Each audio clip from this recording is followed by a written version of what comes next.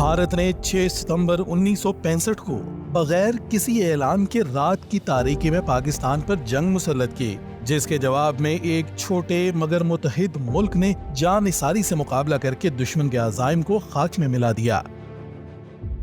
भारत लाहौर के सरहदी इलाकों की तरफ से पाकिस्तान पर हमला आवर हुआ, जिसको पाक फौज के शेर दिल जवानों ने न सिर्फ नाकाम बनाया बल्कि पहली ही झड़प में भारत के 800 फौजियों को जहन्नुम वासिल करके जंगी तारीख ही बदल के रख दी। इस झड़प के दौरान इंडिया के 10 टैंक्स और 30 गाड़ियां तबाह हुई। इस पहली झड़प में ही दुश्मन को अंदाजा हो गया था कि उसके मुकाबले में एक प्रोफेशनल फौज खड़ी है जो हर सूरत मुल्क की सरहदों का दिफा करेगी। पाक फौज ने दुश्मन की बड़ी फौज को इब्तदाई लम्हात में ही पसपा करके रख दिया। मगरबी पाकिस्तान में तारीखी पसपाई के बाद दुश्मन ने 7 सितंबर को मशरकी पाकिस्तान पर हमला किया। यहाँ पाक फिजाइया दुश्मन का मुकाबला करने को तैयार खड़ी थी। पाक फिजाइया ने भारतीय शहर कलाई कोंडा में खड़े 11 भारतीय तैयारों को तबाह कर दिया, जिसके जवाब में 13 भारतीय तैयारों ने सरगोदा एयर बेस पर हमला कर दिया, जिनमें से 5 को MM आलम ने 1 मिनट में तबाह कर दिया, जो कि एक आलमी रिकॉर्ड है। पाक फिजाइया ने पठानकोट, आदमपुर, बलवाड़ा, जामनगर और श्रीनगर के हवाई अड्डों पर कामयाब हमले किए, जिससे दुश्मन की फिजाइया तितर बितर हो गई। बर्री और फिजाई फौज से पिसपाई इख्तियार करने के बाद भी दुश्मन अपनी नापाक हरकतों से बाज न आया और इस बार पाकिस्तान की समुद्री सरहदों पर वार किया। पाक बहरिया ने भी भरपूर तरीके से दिफाए वतन किया और पाकिस्तान के बहरी बेड़ों ने न सिर्फ अपनी सरहदों का दिफा किया बल्कि भारतीय इलाके दवारका में वाक़े रेडार सिस्टम और साहली तोपखाने तहस नहस करके रख दिए।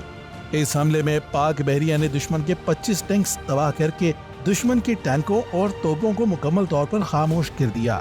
तमाम महाजों पर शिकस्त खाने के बाद दुश्मन ने सियालकोट के महाज पर टैंकों से हमला किया। पाक फौज ने न सिर्फ इस हमले को रोका बल्कि दुश्मन के 35 टैंकों को तबाह करके 5 तोपों को कब्जे में ले लिया, जो आज भी पाक फौज के म्यूजियम में महफूज हैं। जहां पाक फौज दुश्मन के सामने सीना स्पर थी, वहीं पाक फिजाइया भी दफाए वतन में पेश थी।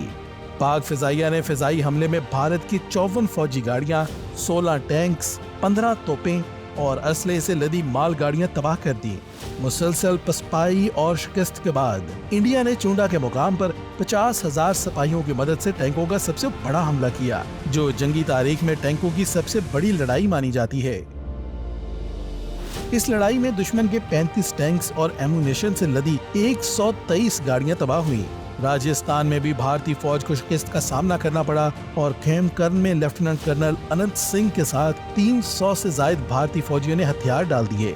पाक फौज के दलेर जवानों से हर मैदान में शिकस्त खाने के बाद भारत जंग रुकवाने के लिए UN चला गया।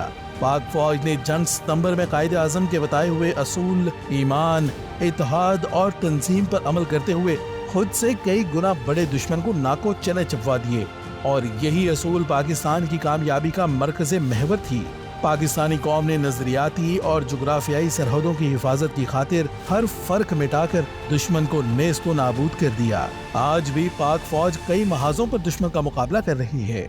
आज फिर कौम को इसी जोशो जज्बे और वलवले की जरूरत है, जिसमें पूरी कौम अपने इख्तिलाफात को बालाए ताक रखते हुए दुश्मन के हथकंडों पर चलने वाले डिजिटल तखरीबकारों के सामने सीसा पहलाई दीवार बन जाए और अफवाज पाकिस्तान के साथ मिलकर दुश्मन के अज़ाइम को खाक में मिला दे।